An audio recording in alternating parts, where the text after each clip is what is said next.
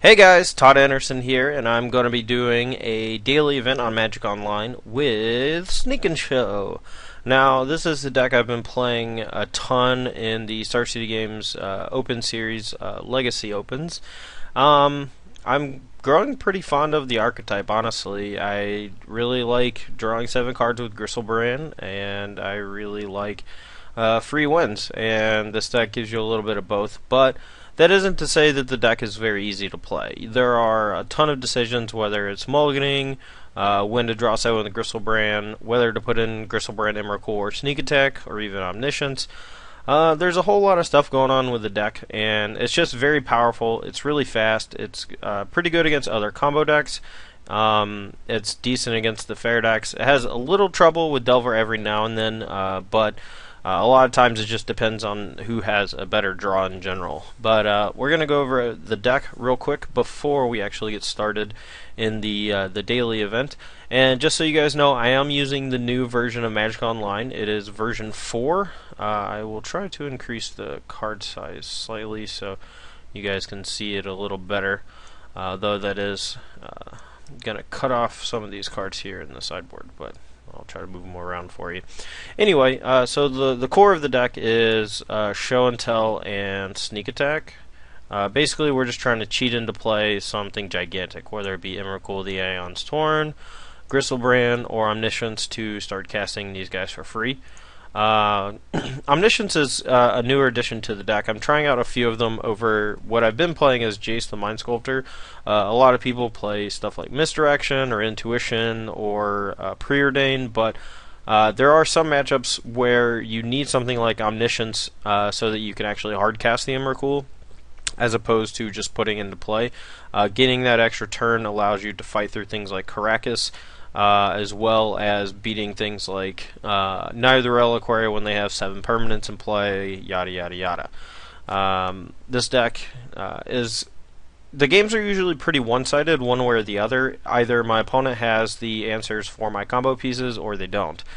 One cool thing about the Omnisciences in the deck, which are the newer edition, is that I can actually hardcast it. And yes, I do need a reasonable amount of mana. We only have 7 lands in our deck that we can fetch for the tap for mana, but we also have 3 Ancient Tombs, 2 City of Traders to give us 2 each mana, and then 4 Lotus Petals to give us a little bit of speed. A Lotus Petal plus either Ancient Tomb or City of Traders will allow us to play a Show and Tell on turn 1, which doesn't happen all that often, but when you get it, it's usually pretty good, especially if they're not playing counterspells. The main deck's pretty straightforward. We have 4 Spell Pierce, 4 Force of Will to help protect our combo, 4 Ponder, 4 Brainstorm to help us dig through our deck, as well as 3 Gitaxian Probe, which have the upside of giving us the information we need about what's in our opponent's hand and what we should play around, or what we can play around. The sideboard is always changing for me, at least. I go back and forth from like 2 Boseiju, 2 Shattering Spree. Sometimes I play Blood Moon. But for the most part, this is the sideboard I've been liking recently.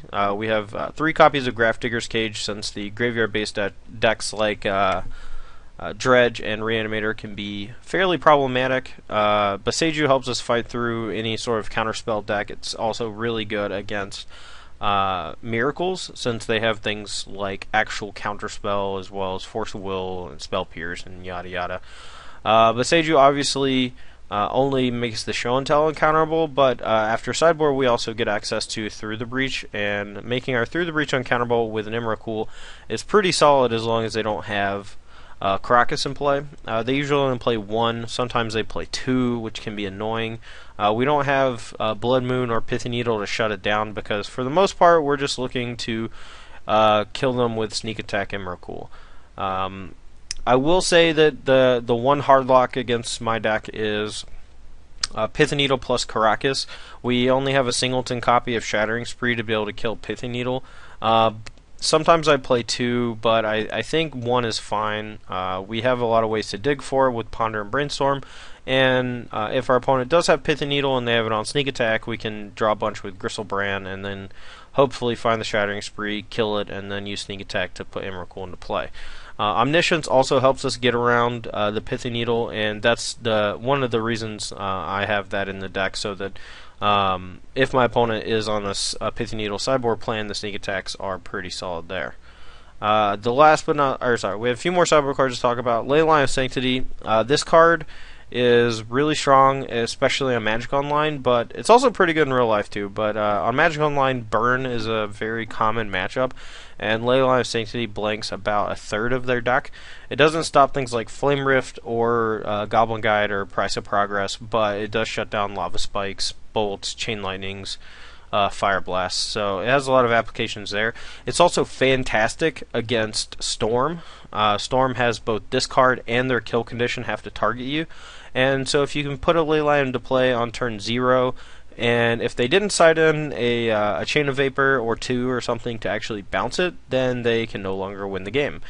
Some versions do play Burning Wish to get Empty the Warren. Some do have Empty the Warrens in the sideboard. Depending on if I see Burning Wish or not, I may also board in Pyroclasm in the matchup. But Leyline basically just protects you and makes sure that your Force Wills, when you have them in your hand, will not be stripped from you. The 4 Pyroclasms are a nod to the popularity of Elf combo and its strength in real life and on Magic Online. The card is pretty solid in other matchups as well. It's fine against Death and Taxes, which is a tough matchup, and a few other things, but it's mostly for Elves. And like I've already said, the Shattering Spree comes in against like Ensnaring Bridge decks, against decks we suspect have Pithy Needle and things like that. Through the Breach is kind of a catch-all. There are matchups where having 2 extra ways to cheat a guy into play is good. However, it's basically we're going up to 10 combo pieces for Show and Tell Sneak Attack Through the Breach, while still only having 8 creatures to put into play. So sometimes we can get a little flooded on the Show and Tell Through the Breach type effects, and not have enough creatures to actually do stuff with them, and that can happen from time to time. But when I'm bringing in Boseiju, I'm almost always bringing in Through the Breach too, because it allows us to make that uncounterable. Alright guys, well that is my version of Sneak and Show with a little bit of Omniscience tossed in. We'll be playing the daily event here shortly. Stay tuned.